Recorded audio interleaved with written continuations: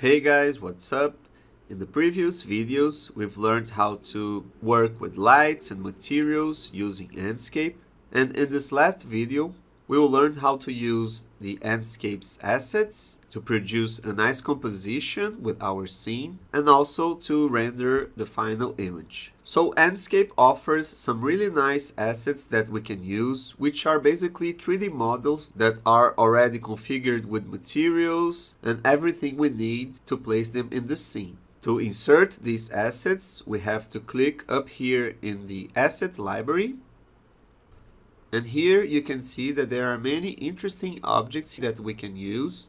And here there are some search filters that we can use. So we can browse within categories or also tags. And for our scene, we can browse within the accessories. And maybe we can choose some specific tag, for example, kitchen. And here I'll choose some random object just for testing. For example, we can place this nice Italian coffee maker. I'll click here. And as you can see, we now can basically place this 3D object as if we were placing a normal object here in SketchUp. So I'll choose here any place and basically click. And we can see the result here in real time. And we can also notice that the objects are normally very well modeled and with a nice material setup. So I'll try to put other objects here in our scene to make it more interesting. I'll go back to my asset library. I'll also hide here my default tray so we have more space. You can notice that we can also search for objects by their name. So for example here, I will type flower. Okay, so I have some interesting results here. I'll choose this object here, so I'll click. Now I'll place it here in the scene. And as you can see, it's too big for this space. So we can treat this object as if it were a normal object here in Enscape. So I'll click on my select button. I'll select the object. I'll click here in the scale function. And we can decrease the size of these flowers. Okay, so now it's fine. I can now move it a little bit to the right. So you can see that it's very easy to place and transform objects here using the Enscape's asset library. I will now place some objects outside my scene. So I will once again click in the asset library button. This time I will click here in this cross so that I can start again with my search process. Maybe I can now search for the vegetation category. And maybe I can choose some interesting bushes here to place outside. I'll try maybe this one here. So I'll click. Now I will take a look outside my scene. Okay, maybe I can put it here.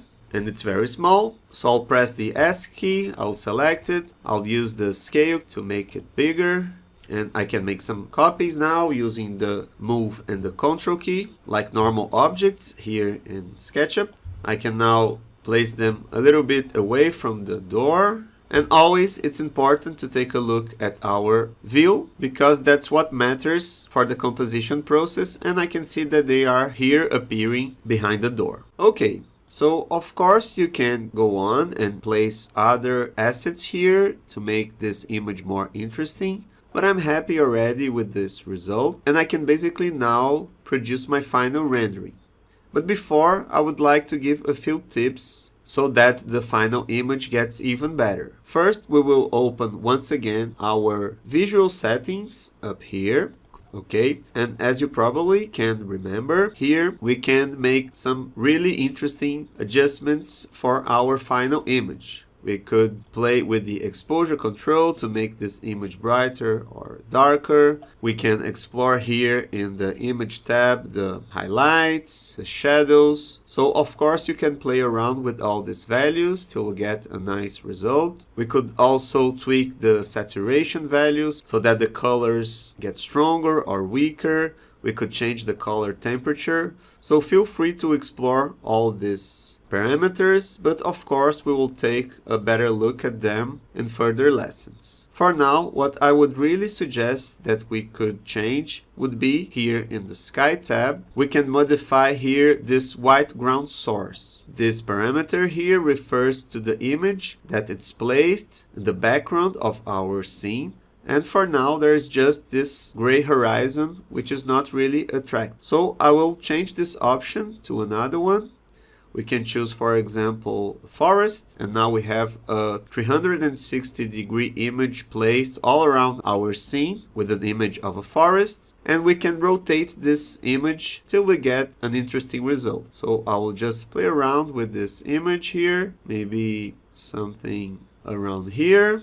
So we have now some mountains appearing, making a nice composition with this grass and also the bushes that we've placed here. And now, before rendering the final image, we have to check the size of the image that we will render, and we can see here in output that the resolution of the image is set to be full HD, which is a good size normally. But for this exercise, I would like to produce an image to be posted in Instagram. So in this case, it would be better if we could basically change this resolution to a custom one. And here we can choose a square image format. So I'll change here to 2048 per 2048, and this gives us a square image with a good quality, more suitable to the Instagram platform. And one final step that it's also very important is to go back to the main tab, and here underneath you can see that we are working with a certain rendering quality. For now, the setting that we've been using is the high one, which is actually a very good setting to be chosen when we are just editing our model and working around with our SketchUp scene. But before producing the final rendering,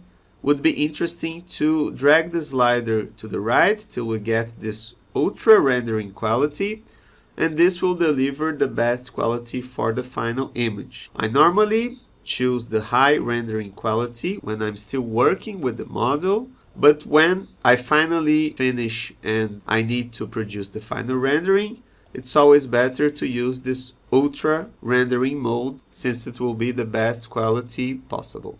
And it's also important to say that if we would like to see the correct format of the image being displayed here in the Enscape window, we can click this button called Save Frame. So in our case, it is displaying this square format that we've chosen for Instagram. And now finally, we can click here in the screenshot icon up here. Now we can choose a place to save the image. And I will just choose any folder here in my computer. We can also choose the file extension here.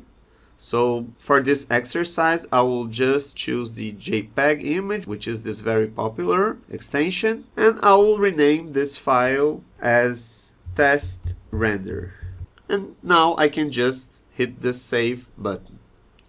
Okay, so now just after a few seconds, we have a very interesting image with natural light and reflective materials. Also with some assets that we downloaded directly from the Enscape's asset library. And of course, throughout our course, we will learn many other Enscape's features and resources that will probably enhance our renders.